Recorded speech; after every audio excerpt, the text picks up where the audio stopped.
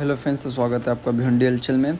कल Bhiwandi crime branch ने भिवंडी के गुलजार नगर गेबी नगर एरिया में नियर नूरानी बेकरी के पास में छापा मारा, जहां पर उनको 16 बॉक्सेस कफ सिरप बरामद हुए, जब्त किए गए। बताया जा रहा है कि एक बॉक्स में करीबन 100 कफ सिरप मौजूद थी, मतलब टोटल 1600 कफ सिरप बरामद किया गया।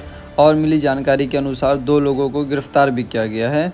अब उनके ऊपर क्या कार्रवाई की जाती है, कौन से सेक्शन लगते हैं, उसके लिए बने रहे भिवंडी हलचल।